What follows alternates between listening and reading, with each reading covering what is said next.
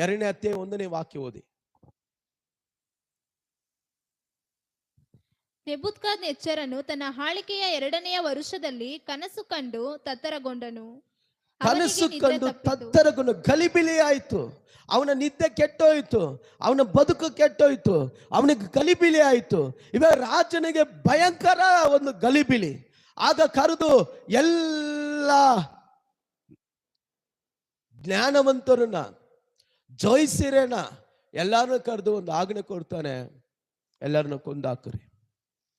ಯಾಕಂದ್ರೆ ಬೈಬಲ್ ಹೇಳ್ತದೆ, ಅವನು ಹೇಳ್ತದೆ ನಾನು ಕಂಡಂತ ಕನಸು ಹೇಳ್ಬೇಕು, ಅದರ ಅರ್ಥ ಕೂಡ ಹೇಳ್ಬೇಕು, ಆ ಅರ್ಥನೂ ಹೇಳ್ಬೇಕು, ಅದ್ರ ಕನಸು ಹೇಳ್ಬೇಕು. ಇದು ತುಂಬಾ ಕಷ್ಟ, ಇದು ಆಗದೇ ಇರೋ ಕೆಲಸ, ಇದು ನಡೆಯದೇ ಇರೋ ಕೆಲಸ. ಇದು ಹೇಗ್ ಸಾಧ್ಯ?